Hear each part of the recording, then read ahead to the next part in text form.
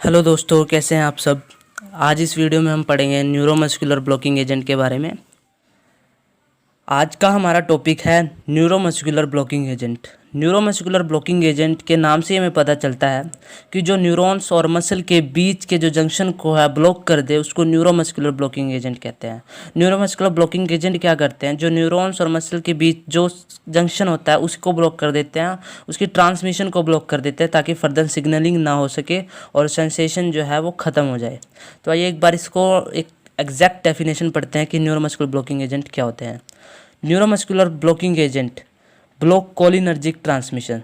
सबसे पहले हमें यहाँ पे एक लाइन आई है कोलिनर्जिक ट्रांसमिशन। जो ये न्यूरोमस्कुलर ब्लॉकिंग एजेंट होते हैं ये हमारे कोलिनर्जिक न्यूरॉन्स को ही ब्लॉक करते हैं, यानी कि जो कोलिनर्जिक न्यूरॉन्स और मसल के बीच जो जंक्शन है ये सिर्फ उन्हीं को ब्लॉक करते हैं।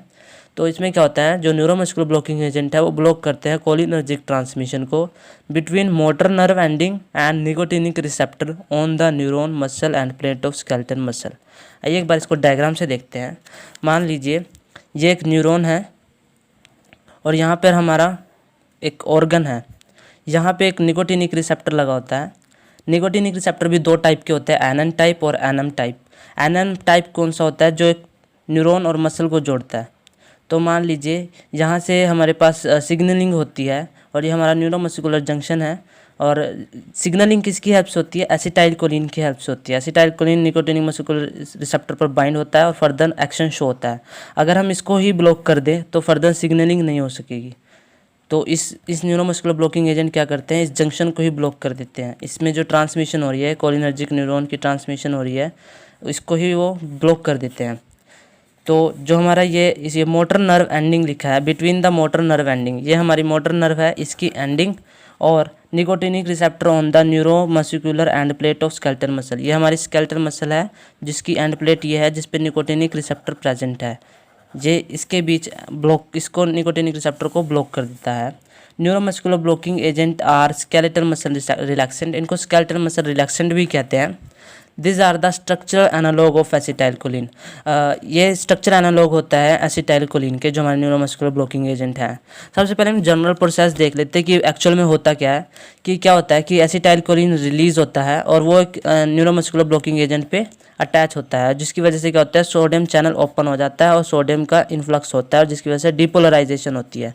अगर हम सोडियम चैनल को ही रोक दे या एसिटाइलकोलिन को ही ब्लॉक कर दे ताकि वो निकोटिनिक मस्कुलर रिसेप्टर पर बाइंड ही ना हो पाए और जिसकी वजह से सोडियम का इन्फ्लक्स ही ना हो, तो डिपोलराइजेशन नहीं होगी और जिससे फर्दर कोई सेल की सिग्नलिंग नहीं हो पाएगी, सेंसेशन नहीं हो पाएगी। और जो कि हमारा मेन मोटिव यही है कि हम ब्लॉक करना है हमारे इस चीज़ को। और ये जो है हमारा एसिटाइलकोलिन के एनालॉग होते हैं न्यूरोमस्कुलर ब्लॉकिंग एजेंट, मतलब दिखने में एसिटाइलकोलिन की तरह होते हैं, लेकिन एसिटाइलकोलिन की खुद की इंट्रिंसिक प्रॉपर्टी होती है, लेकिन न्यूरोमस्कुलर ब्लॉकिंग एजेंट की इंट्रिंसिक प्रॉपर्टी नहीं होती है।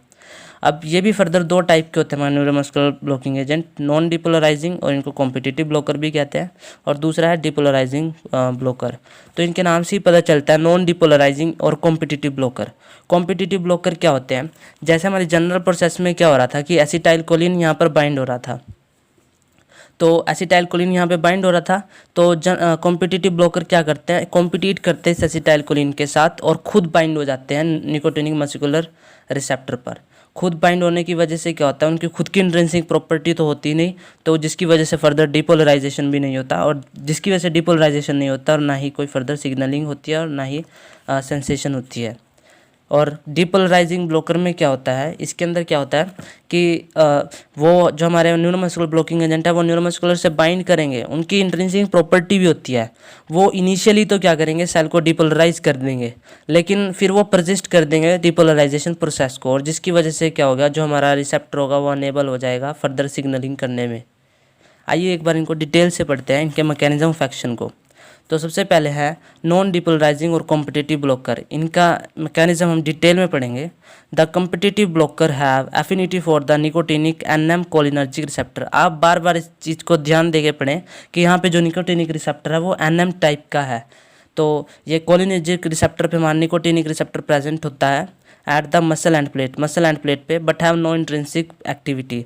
जो कॉम्पिटिटिव ब्लॉकर है उनकी बहुत एफिनिटी होती है, यानी बाइंडिंग प्रॉपर्टी होती है निकोटिनिक रिसेप्टर पे बाइंड होने की। और जो निकोटिनिक रिसेप्टर वो कहाँ पे प्रेजेंट होता है, मसल एंड प्लेट पे। यह है हमारी मसल एंड प्लेट। और लेकिन इसकी कोई इंट्रिंसिक एक्टिविटी नहीं होती है। जो हमारा निकोटिनिक रिसेप्टर है उसकी आपने स्ट्रक्चर पढ़ा होगा यूनिट 2 के अंदर। और जो निकोटिनिक रिसेप्टर होती है उसके दो सब यूनिट होती हैं, अल्फा सब यूनिट। उनके पास एसिटाइल कोलिन की बाइंडिंग साइट होती है। ये देखिए, एक बार हम आपको दिखा देते हैं। कुछ ऐसा निकोटिनिक रिसेप्टर का स्ट्रक्चर होता है। उसके पास 2 अल्फा यूनिट होती है जिनके ऊपर एसिटाइल कोलिन की बाइंडिंग साइट होती है, जहाँ पे एसिटाइल कोलिन बाइंड होता है निकोटिनिक रिसेप्टर पे। तो जो मोस्ट ऑफ कॉम्पिटिटिव ब्लॉकर है वो अट्रैक्ट होते हैं इसी सेम साइट पे। वो जो हमारे न्यूरोमस्कुलर ब्लॉकिंग एजेंट है वो भी इस पे बाइंड होना चाहते हैं। तो वो क्या करते हैं, कॉम्पिटिट करते हैं एसिटाइल कोलिन के साथ। बेसिकली तो क्या होता है, एसिटाइल कोलिन बाइंड होता है, लेकिन जब हम न्यूरोमस्कुलर ब्लॉकिंग एजेंट दे देते हैं तो न्यूरोमस्कुलर ब्लॉकिंग एजेंट उनके साथ कॉम्पिटिट करते हैं और खुद उस साइट पर बाइंड हो जाते हैं। But due to bulky nature of competitive blocker, लेकिन जो हमारे कॉम्पिटिटिव ब्लॉकर होते हैं उनका बल्की नेचर होता है, जिसकी वजह से कोई कन्फर्मेशनल चेंज नहीं होता हमारे इसमें निकोटिनिक रिसेप्टर में, और जिसकी वजह से ओपनिंग नहीं हो पाती चैनल की। हमारे बेसिक प्रोसेस में क्या होता है कि एसिटाइल कोलिन अपनी एसिटाइल बाइंडिंग साइट पे आके अटैच हो जाता है और जिसके अंदर कन्फर्मेशनल चेंज होता है, इसमें चेंज हो जाता है, और जिसकी वजह से चैनल ओपन होता है और आयंस अंदर आते हैं, जैसे सोडियम आयन अंदर आता है। लेकिन जब हमारे यहाँ पर न्यूरोमस्कुलर ब्लॉकिंग एजेंट अटैच होता है तब कोई कन्फर्मेशनल चेंज नहीं होता। क्यों नहीं होता? क्योंकि जो हमारे न्यूरोमस्कुलर ब्लॉकिंग एजेंट है उनका बल्की नेचर होता है, और बल्की नेचर होने की वजह से चैनल की ओपनिंग नहीं हो पाती। Acetylcholine molecule released from motor nerve ending are not able to combine. और क्योंकि हमारे यहाँ पर कंपटीशन की वजह से न्यूरोमस्कुलर ब्लॉकिंग एजेंट अटैच हो चुके हैं, इसलिए एसिटाइल कोलिन जो है वो बाइंड ही नहीं हो पाता combine with the receptor are not able to combine with receptor and magnitude of the end potential falls। और जो हमारा एंड प्लेट पोटेंशियल होता है, जो पोटेंशियल जनरेट होना था वो फॉल हो जाता है, नीचे गिर जाता है, जिसकी वजह से सेल में कोई फर्दर एक्शन नहीं शो होता। Therefore muscle fails to contract, और जिसकी वजह से फर्दर कोई कॉन्ट्रैक्शन नहीं होगी in response to the nerve impulse, क्योंकि नर्व इम्पल्स से जो हमारी कॉन्ट्रैक्शन होती है मसल की वो अब नहीं हो पा रही है, क्योंकि जो हमारे न्यूरोमस्कुलर ब्लॉकिंग एजेंट होते हैं वो सेल को डिपोलराइज होने नहीं दे रहे हैं। हमारे जो नॉन डिपोलराइजिंग और कॉम्पिटिटिव ब्लॉकर है उनके एग्जांपल है डी ट्यूबोक्यूरेन, एट्राक्यूरियम, डोक्साक्यूरियम, गैलामाइन एक्सेट्रा। आइए हम इसको एक बार समझते हैं डायग्राम के थ्रू कि कैसे जो हमारे कॉम्पिटिटिव ब्लॉकर हैं वो अपना एक्शन शो करते हैं। सबसे पहले क्या होता है कि एसिटाइल कोलिन जो है सिंथेसाइज होता है, देन फिर एक इम्पल्स जनरेट होता है, जिसकी वजह से क्या होता है कि एसिटाइल कोलिन रिलीज़ होता है, और एंड प्लेट से एसिटाइल कोलिन जब रिलीज़ होता है तब वो बाइंड नहीं कर पाता अपने निकोटिनिक मस्कुलर रिसेप्टर पे, क्योंकि यहाँ पे जो हमने जो ड्रग खाई है यानी कि न्यूरोमस्कुलर ब्लॉकिंग एजेंट जो हमने लिए हैं वो इसके साथ एसिटाइल कोलिन के साथ कॉम्पिटिट करके खुद बाइंड हो जाते हैं, जिसकी वजह से क्या होता है सोडियम आयन जो है अंदर नहीं आ पाता, क्योंकि चैनल की ओपनिंग नहीं हो पाती, और जिसकी वजह से क्या होता है नो मसल कॉन्ट्रैक्शन, मसल की कॉन्ट्रैक्शन नहीं हो पाती है। तो आइए अब हम पढ़ते हैं डिपोलराइजेशन ब्लॉकर के बारे में कि डिपोलराइजेशन ब्लॉकर क्या होते हैं। तो हमने पिछले टाइप में पढ़ा कॉम्पिटिटिव ब्लॉकर में कि जो कॉम्पिटिटिव ब्लॉकर होते हैं वो एसिटाइल कोलिन के साथ बाइंड करके कॉम्पिटिट करके खुद बाइंड हो जाते हैं, और एसिटाइल कोलिन को बाइंड नहीं होने देते। लेकिन वो खुद बाइंड तो हो जाते हैं, लेकिन उनकी खुद की कोई इंट्रिंसिक प्रॉपर्टी नहीं होती, जिसकी वजह से हमें कोई फर्दर एक्शन या सक्शन शो नहीं होता, हमें कोई एक्शन। लेकिन जो हमारे ये डिपोलराइजेशन ब्लॉकर हैं ये बाइंड हो जाते हैं और एक्शन भी शो करते हैं। तो इनके कुछ एग्जांपल हैं the depolarising agent such as succinylcholine and decamethonium act by different mechanism. इनका थोड़ा डिफरेंट मैकेनिज्म होता है उनसे। ये अपना इनिशियल एक्शन शो करते हैं, सेल को डिपोलराइज कर देते हैं to the membrane by opening channel को ओपन भी कर देते हैं, जैसे कि एसिटाइल कोलिन करता है। लेकिन जो डिपोलराइजेशन होता है वो लॉन्गर के टाइम के लिए होता है, थोड़ा लंबे टाइम के लिए होता है एसिटाइल कोलिन की बजाय।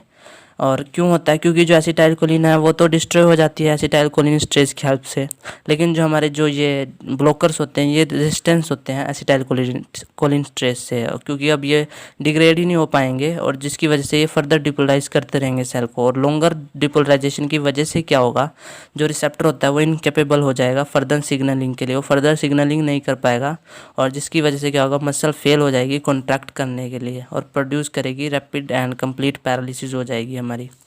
लेकिन रिकवरी जो होती है स्पॉन्टेनियस होती है। यहाँ डायग्राम से देखते हैं, एसिटाइलकोलिन सिंथेसाइज हुआ, इम्पल्स जनरेट होती है हमारी यहाँ पे, और फिर क्या होगा, सिंथेसाइज रिलीज़ हो जाएगा एसिटाइलकोलिन का, और एसिटाइलकोलिन बाइंड नहीं हो पाएगा क्योंकि जो हमारा ड्रग है यानी कि न्यूरोमस्कुलर ब्लॉकिंग एजेंट है वो पहले से ही बाइंड कर देगा। लेकिन इस बार क्या होगा कि सोडियम आयन जो है वो सोडियम चैनल ओपन होगा और सोडियम आयन की एंट्री भी होगी, लेकिन जो सेल की जो है सेल डिपोलराइज होगा वो बहुत ज़्यादा टाइम के लिए होगा, जिसकी वजह से क्या होगा, रिसेप्टर इनकैपेबल हो जाएगा फर्दर सिग्नलिंग की वजह के लिए, और जिसकी वजह से क्या होगी, कोई मसल की कॉन्ट्रैक्शन नहीं हो पाएगी। तो इस तरह हमने देखा कि कैसे हमारा ये न्यूरोमस्कुलर ब्लॉकिंग एजेंट कैसे काम करते हैं। Thank you.